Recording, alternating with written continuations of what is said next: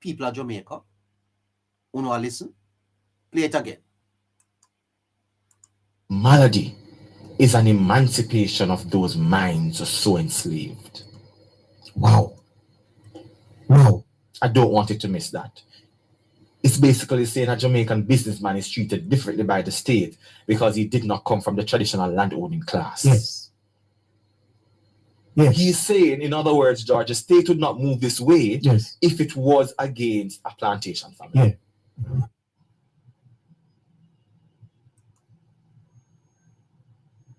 You hear that?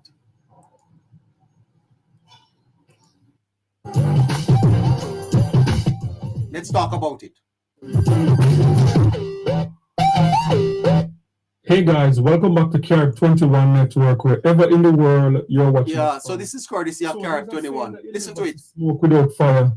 And when I saw that Mark Golding went down to Cooper's Pen to go down there and to do this photo op with Dennis Meadows, the first thing that came to my mind, why would Mark Golding be going down there? Because this, in my mind, this is not politically beneficial to Mark Golding, because all of the lies that the People's National Party operatives were out there spreading, this was obvious to anyone that had eyes to see that this demolition process was not something that the government was involved in. This was between a private developer and the people that were squatting on that land. It was obvious. That was very obvious to me.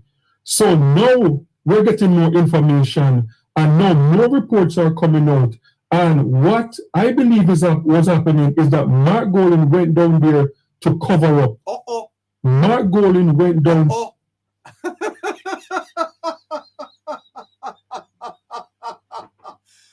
Oh, boy, you never see smoke without fire. Carib 21, what you saying to me, sir? Yeah, this was an elaborate cover-up. Because based on what we're hearing now, thanks to Nationwide and Emily Shields, now we're hearing no. So now we're getting more information, and now more reports are coming out. And what I believe was happening is that Mark Golding went down there to cover up. Mark Golding went down there. This was an elaborate cover-up.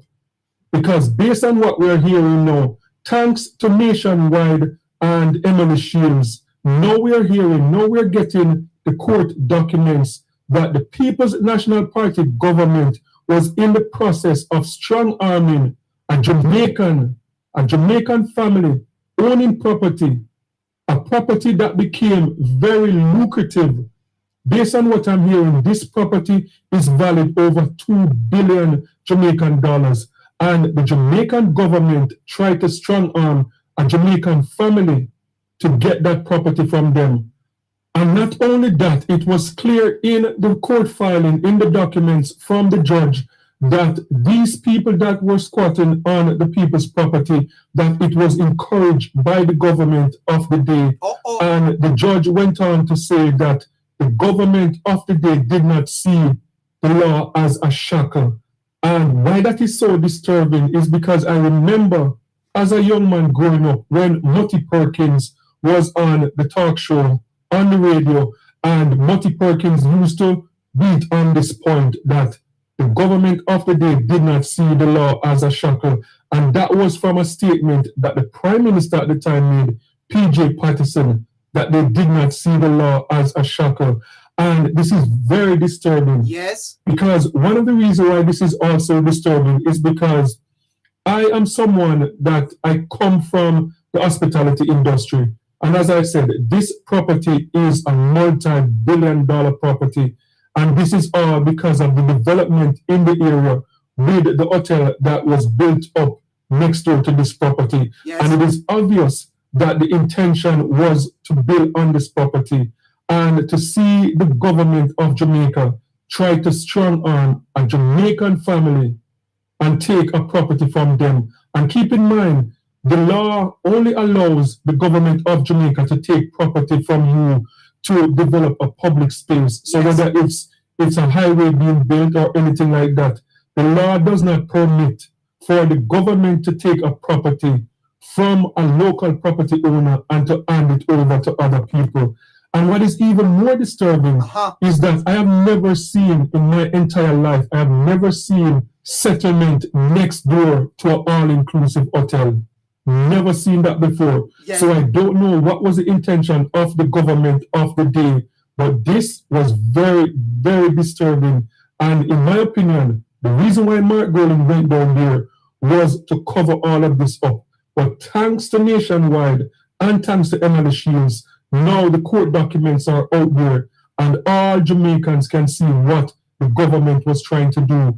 And for Mark Golding to have the audacity, to say now that the government of the day, the Prime Minister of Jamaica, the Honorable Dr. Andrew Ernest, should deal with this situation now, knowing that the Supreme Court, every level of the judicial system that they went, trying to fight this family to take away their property, the ruling was no, not in favor of the government. And another important point that I believe that Jamaicans need to take serious and need to consider, the Caribbean Court of Justice. This might be the reason why Mark Golding do not want the final court in Jamaica. Hold on there. No.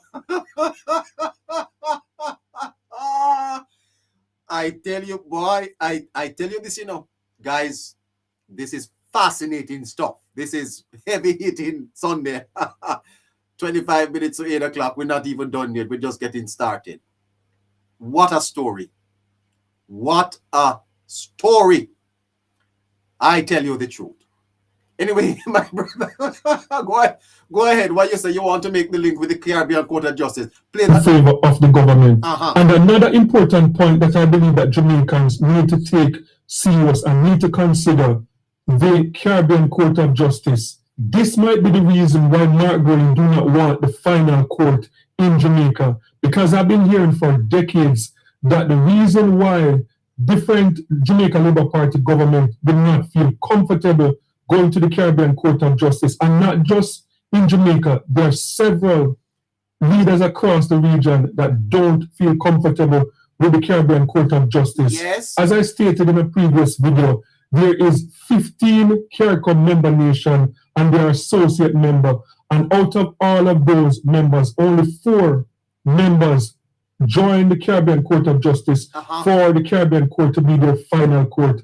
And for decades, people have been saying that the Commonwealth within the region pad the court, and that is why they do not trust the court system.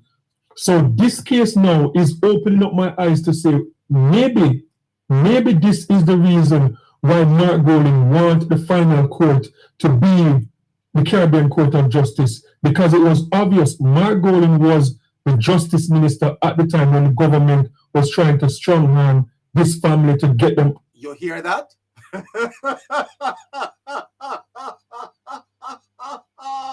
You hear that? You hear who was the Minister of Justice at the time? He was very much involved in the case. And Mr. Golding went down to Cooper's pen with the Hannah Kimbo, pretending as if